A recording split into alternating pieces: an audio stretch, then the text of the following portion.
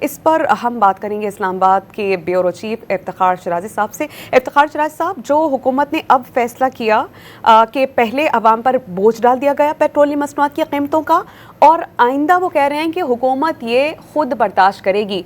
क्या ही अच्छा होता अगर हुकूमत ये बोझ पहले खुद बर्दाश्त करती और फिर अवाम पर डाला जाता। तो जो अभी इतना आफ्टर मैथ है या रिएक्शन आ रहा है अवाम की तरफ से, वो आपको लगता है कि नहीं आता?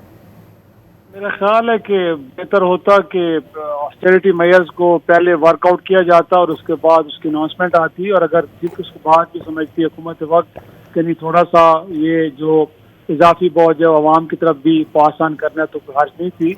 लेकिन पहले मरले में गोया कि पेट्रोलियम प्रोडक्ट की कीमतों में जो जद बदल का फार्मूला तय था, गोया कि हर 15 दिन बाद उसे वालेट किया गया, तो उसके बाद कोई लॉजिक नहीं थी। आज बहस ये हो रही है कि जब स्टॉक पहले से सस्ते दामों खरीदा गया था तो उसको महंगा करने की जरूरत क्यों पेश आई? तो हुकूमत वक्त के पास कोई इसका जवाब नहीं है। इफ्तिखार शराजी साहब, थोड़ा इसमें ऐड ऑन भी कर देती हूँ कि लेवी की मद में ऑलरेडी हुकूमत के पास 822 अरब मौजूद थे, और लोग इस पर डिस्कस कर रहे हैं कि पहले आप अगर आवाम को रिलीफ दे देते और बाद में बोझ डालते तो शायद इतना आवाम बुरा भी नहीं मनाती बल्कि हुकूमत के साथ खड़ा होती।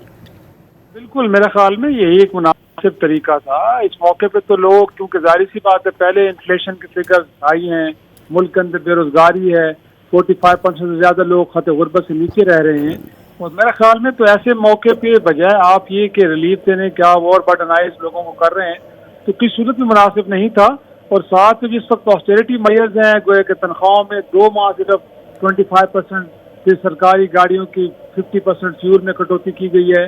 बेहतर ये होता कि इस वक्त जो जितने भी दफातर हैं इनको वर्क फ्रॉम होम करते ताकि उससे बचत होती। साथ में स्कूल के अंदर जो निज़ाम तालीम है उसको भी ऑनलाइन किया जाना चाहिए था, ज़रूरी था। साथ में ये कि कोई ईद की छुट्टियां उनको थोड़ा सा लिंगर ऑन किया जाता। और मोर इम्पोर्टेंटली यहाँ पे तो ज़रूरत इस अमर की थी कि जो सरकारी अखराजात उसके अंदर एक मेजर कटौती की जाती, वो हमें देखने को नहीं मिली। ये तो एक छोटा सा पीनेट है, इससे मुझे नहीं लगता कि कोई ज्यादा इम्पैक्ट आने वाला है। आपको तो चाहिए था कि अरकान पार्लिमान से कहते कि फॉर सर्टन पीरियड आप तनख्वाहें ना ही लें तो बेहतर होगा, बजाय ये कि आप सिर्फ 25% कटौती करके। तो मैं नहीं समझता कि इससे जो एक इम्प्रेशन हुकूमत वक्त देना जा रही है कि शायद बहुत बड़े ऑस्टेरिटी मेयर्स ले लिए गए हैं, हरगिज़ ऐसा नहीं इससे इम्प्रेशन मिला। ज़्यादा ये लगा है कि जो अवाम की जानिब से बड़ा स्ट्रॉन्ग क्रिटिसिज्म आया है उसको एड्रेस करने के लिए हेस्ट में, कि जल्दी में, क्योंकि इसमें जाहिर सी बात होमवर्क मिसिंग नजर आ रहा है, लिहाजा ये ऐलानात कर दिए गए हैं। मुझे इसमें भी कोई ज्यादा एक तरह से वो कहते हैं ना कि बेहतर होमवर्क नजर नहीं आ रहा। तो इस ऑस्टेरिटी मेयर्स को तो मेरा ख्याल में ना ही अनाउंस करते तो बेहतर था। सरकारी तकरीबात कितनी होंगी, रमजान मुबारक तो अब गुजर चुका है, जो भी तकरीबात हुकूमत के वक्त में करनी थी वो हो चुकी हैं। इसके बाद बाकी क्या रह गया है?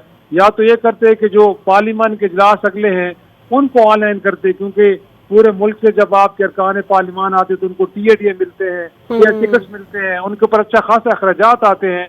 क्या वो आप खत्म करने जा रहे हैं, उनको रोकने जा रहे हैं? कतई नहीं है। हालत तो ये है कि जब इजलास होते हैं तो कोरम का मसला दरपेश होता है, गोया कि तमाम अरकान गोया कि फैसिलिटीज सारी अवेल करते हैं, इस्लामाबाद आते जरूर हैं, टीएडीए भी क्लेम करते हैं, लेकिन पार्लियामान नहीं जाते। पार्लियामान नहीं जाते, कोरम पूरा नहीं होता, कई इजलास मुलतवी होते हैं, सेशंस को आगे तक बढ़ाया जाता है जिस पर रोजाना की बुनियादों पर अवाम पर बहुत ज्यादा बोझ पड़ता है। आपको नहीं लगता कि इन चीजों को भी एड्रेस करने की जरूरत है? यकीनी तौर पे जाहिर सी बात है कि आप इतना ज्यादा उनको मराहत दे रहे हैं, बस उसका अगेंस्ट उनका जो इनपुट है वो बिल्कुल ना होने के बराबर है। दूसरा, एक ऐसी पॉलिसी ऑलरेडी मौजूद है जो मोनेटाइजेशन की पॉलिसी है। मैं आपको दर्जनों गिनवा सकता हूँ इदारे कि जिसके अंदर सरकारी अफसरान मोनेटाइजेशन के तहत पैसे भी ले रहे हैं और वो सरकारी गाड़ियां भी इस्तेमाल कर रहे हैं। क्या इस वक्त प्राइम मिनिस्टर को नहीं चाहिए था कि कम अज कम उन लोगों को आइडेंटिफाई किया जाए कि जो लोग गोया के सरकार के खजाने से 70-80 हज़ार रुपये पर मंथ गाड़ी की मद में भी लेते हैं और उसके बाद सरकारी गाड़ियां भी अपने तसर्रुफ में रखी हुई हैं, और एक एक नहीं बल्कि 3-3, 4-4 रखी हुई हैं। तो मेरे ख्याल में वो एक परमानेंट किस्म के मेयर्स हैं कि जो लिए जाने चाहिए थे, उस एरिया को तो एड्रेस नहीं किया गया। और इसके अलावा आप देखें कि सरकारी मुलाजमीन, वो भी एक सर्टन क्लास को आपको कहा है कि उनकी भी आप 2 दिन की तनख्वाहें ले रहे हैं। इसके अलावा बहुत सारे इदारे हैं कि जिनको चाहिए था कि इसके अंदर अपना वो इनपुट डालते। इसलिए एक इदारे को पूछा गया है, उनसे कहा गया है कि इस वक्त जो अवाम पे हमने बोझ डाला है, आपके एंड पे जो आपका रोल बनता है प्ले करने के लिए, क्या आप तैयार है कि नहीं? तो मेरे ख्याल में 4-5 लोगों ने बैठ के तो प्राइम मिनिस्टर साहब को कुछ इस तरह के ऑस्टेरिटी मेजर्स तजवीज़ किए हैं कि जिससे हुकूमत वक्त का मैं तो कहूँगा कि मजाक उड़ रहा है, इसको कोई भी सीरियस न लेगा।